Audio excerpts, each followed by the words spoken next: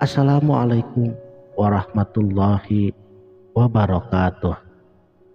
Salam sang sejati. Hidup yang kamu jalani tidak selalu mulus. Ibarat botol yang kosong yang dilempar ke lautan. Kadang dia tenggelam seperti tak kembali. Tapi di lain waktu, dia akan muncul kembali ke atas.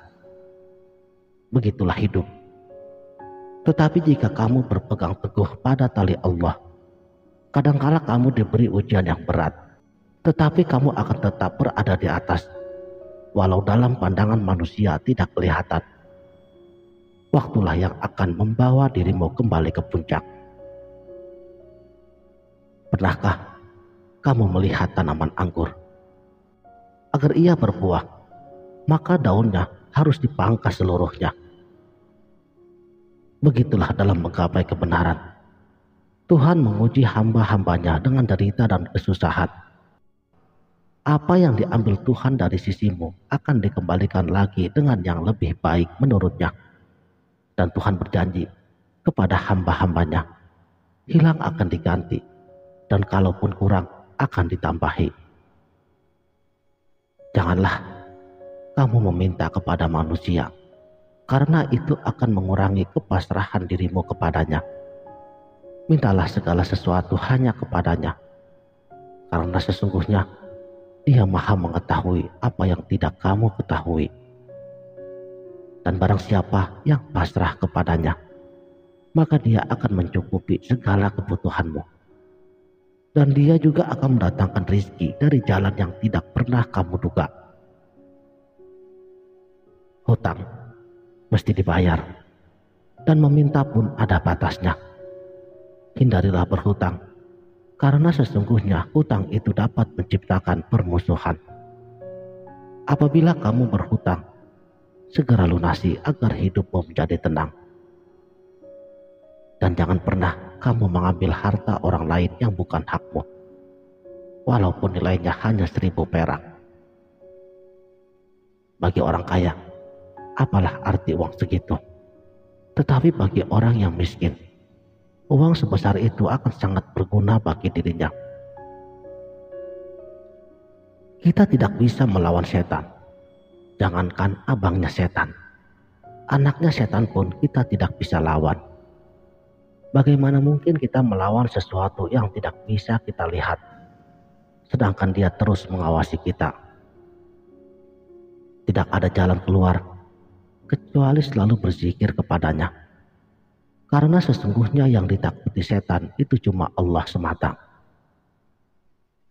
Berhati-hatilah terhadap 3 hal: harta, wanita, dan tahta. Karena hampir semua penempuh jalan kebenaran itu jatuh dalam 3 hal tersebut. Setan masuk kepada hal yang menyenangkan. Hindarilah sifat ingin senang, ingin dipandang, dan ingin menang, agar kamu selamat dunia dan akhirat. Tidak ada derita atas nama cinta. Para nabi dan orang-orang pilihan Allah yang tercatat di dalam Al-Quran, mereka terkenal karena apa? Terkenal dengan deritanya yang menjadi pelajaran berguna untuk seluruh umat manusia. Nabi Ayub alaihissalam menderita sakit, tetapi ia tidak pernah mengeluh dengan penyakitnya. Siti Masyidah, harum namanya karena dia rela menderita demi menjaga imannya. Nabi kita yang mulia, Rasulullah Muhammad Sallallahu Alaihi Wasallam, beliau dihina dan dicaci maki oleh sukunya, tetapi ia tetap teguh menegakkan agama ini. Apa yang menyebabkan mereka bertahan dalam kebenaran? Karena mereka sangat mencintai Tuhannya. Ingatlah, semakin tinggi derita yang kamu alami, maka akan semakin tinggi derajatmu di sisi Tuhan, asal imanmu tidak pernah berubah. Karena jalan yang kamu tempuh ini, itu hanya bisa dilewati oleh para pemberani, para sahabat utama Nabi, seperti Abu Bakar As-Siddiq, Umar, Utsman, dan Ali. Semoga Allah merahmati mereka. adalah orang-orang pemberani yang telah mempertaruhkan nyawanya demi tegaknya agama Islam ini. Kalau engkau penakut, lebih baik engkau berhenti di sini saja. Jangan melanjutkan perjalanan ini, karena engkau pasti akan gagal. Jalan ini telah diisi oleh lautan air mata kepedihan para nabi dan juga para rasul. Telah digenangi oleh darah para syuhada, dan itu akan tetap berlangsung sampai akhir zaman. Kalau engkau siapkan mentalmu, maka berjalanlah bersamaku. Niscaya engkau akan diberi jalan dengan selamat kepadanya. Jangan engkau menyibukkan dirimu dengan mengurus setan yang ada di luar. Kalahkan dulu setan di dalam perutmu, maka engkau akan sanggup mengalahkan setan di luar perutmu. Akan tetapi, suatu saatnya nanti, engkau akan berterima kasih kepada setan, karena hakikatnya dia diciptakan untuk membuat para penempuh jalan kebenaran ini menjadi hati-hati dan semakin kuat. Setan itu lawan tandingmu, namun suatu saatnya dia tidak akan bisa lagi mempengaruhimu ketika engkau telah menyatu dengan Tuhanmu. Maka tidak ada lagi sesuatu selain dia, dan suatu saatnya nanti Tuhan sendiri yang akan langsung menguji dirimu. Ingatlah kisah para ahli ibadah pada zaman dahulu yang dinaikkan makomnya kepada makom yang sangat mulia, sehingga Tuhan sendiri berkata, "Wahai hambaku yang baik dan mulia, mintalah kepadaku, segala permintaanmu akan aku penuhi." Apakah engkau menginginkan makom Abdul Qadir atau makomnya Abu Yazid? Jika suatu saat engkau diuji seperti itu, serahkanlah segala sesuatunya kepadanya. Jangan meminta apapun, karena setiap permintaanmu justru akan membuat kamu terjatuh. Para guru sufi telah mengajarkan bahwa doa tertinggi adalah engkau yang kumaksud, ridhomu yang aku tuntut, dan makom tertinggi itu tidak lain menjadi hamba yang baik. Jalan menuju surga itu penuh dengan duri dan air mata. Apakah kita harus mengalami sakit? Ya. Apakah harus menjalani derita?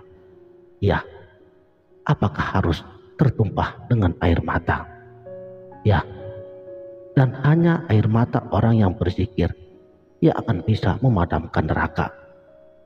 Jika engkau masih merasakan sakit, susah, kecewa, dan tersinggung, maka sebenarnya engkau masih lemah.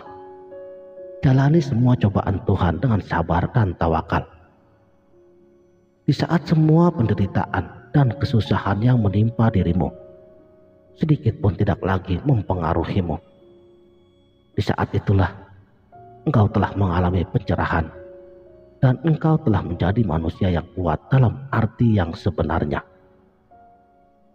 Bukankah Nabi kita telah mengingatkan melalui sabdanya, orang yang kuat bukanlah orang yang mengalahkan musuh-musuhnya di medan pertempuran, akan tetapi orang yang bisa menahan amarah di saat dia bisa marah. Surga di bawah telapak kaki ibu, begitulah sabda baginda Nabi. Akan tetapi, bisakah seorang ibu yang belum masuk surga bisa memasukkan anaknya ke dalam surga? Atau surga di bawah telapak kaki ibu yang dimaksud oleh Nabi itu hanyalah surganya anak-anak? Pertanyaan ini biar engkau saja yang menjawabnya. Surga itu akan bisa engkau capai setelah melewati 70.000 rasa, dan akhirnya engkau akan diberi sebuah kunci surganya, yaitu la ilaha illallah Muhammadur Rasulullah. Itulah bentengmu dunia dan akhirat. Apa beda ucapan la ilaha illallah orang-orang Yahudi, ateis, dengan waliullah? Orang Yahudi sangat fasih mengucapkan kalimat tersebut. Bahkan ia lebih fasih dari dirimu. karena mereka juga orang Arab. Tetapi sayangnya, ucapan orang Yahudi hanya di mulutnya saja dan tidak ada kontak dengan Allah.